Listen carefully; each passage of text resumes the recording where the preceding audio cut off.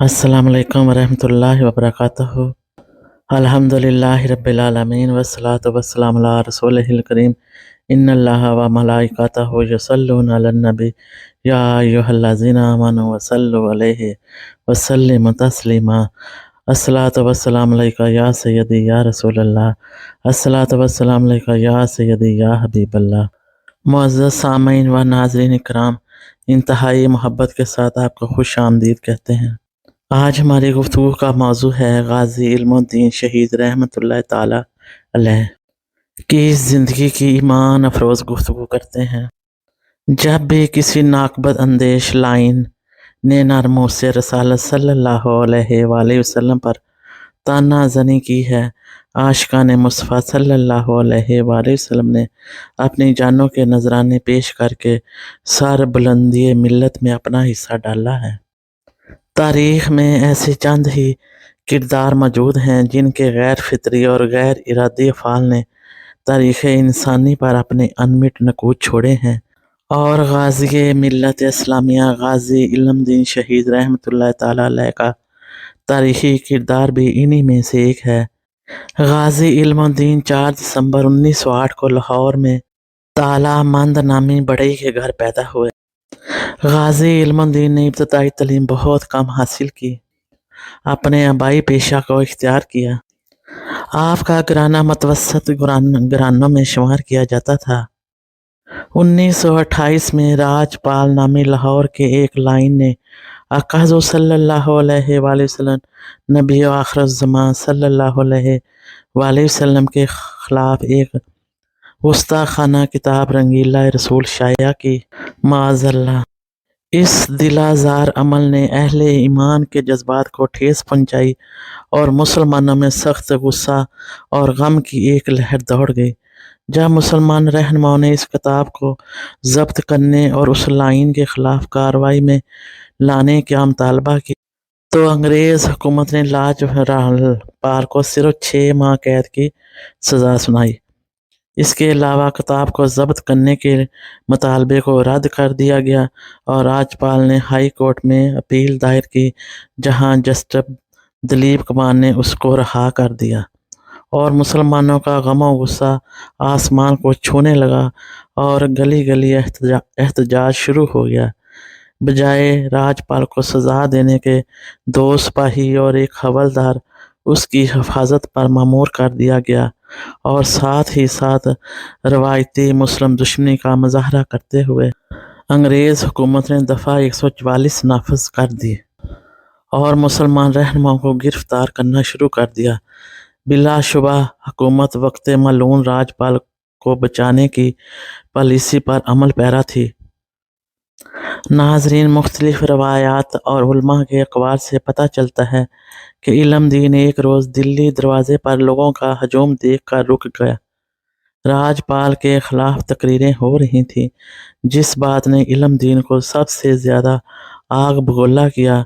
इल्मुद्दीन भी इस बात को बर्दाश्त न कर सके कि कोई लाइन आका हुज़ूर सल्लल्लाहु अलैहि वसल्लम यानी हमारे प्यारे महबूब तरीन हस्ती की शान में गुस्ताखी करे। गाज़ी इल्मुद्दीन उस वक्त का रोशन ख्याल शख्सियत का मालिक इंसान था।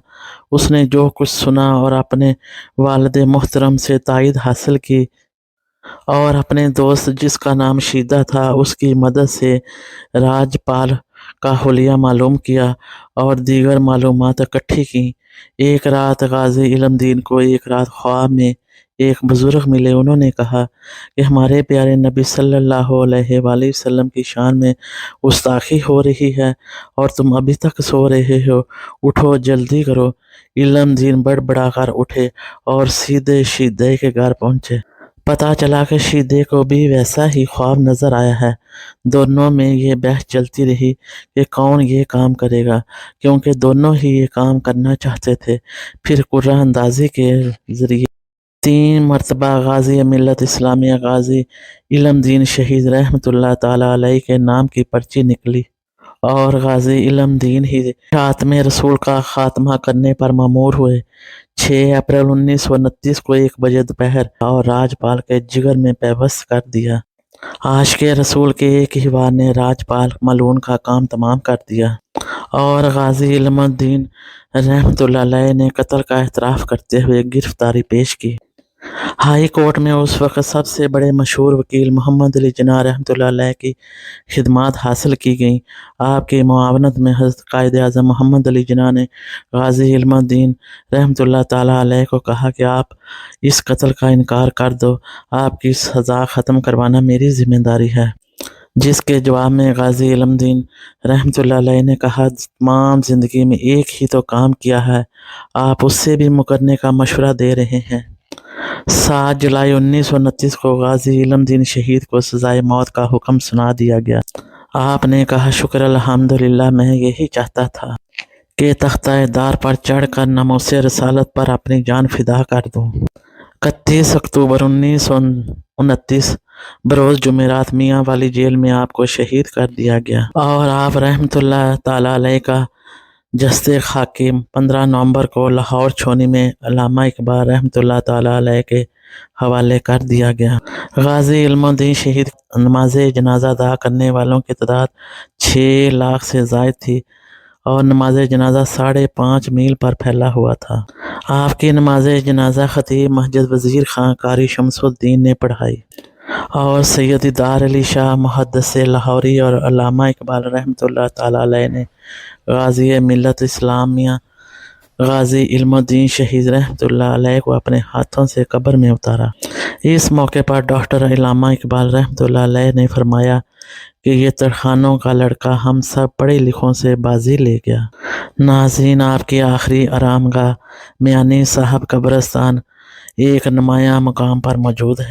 اللہ تبارک و تعالیٰ سے دعا ہے کہ جب بھی آقا حضور صلی اللہ علیہ وآلہ وسلم کی ناموس رسالت پر کوئی انگلی اٹھا تو ہم سب اس کو جہنم میں واصل کر دیں۔ آمین ثم آمین۔ اللہ تبارک و تعالیٰ ہم سب کا حامی و ناصر ہو۔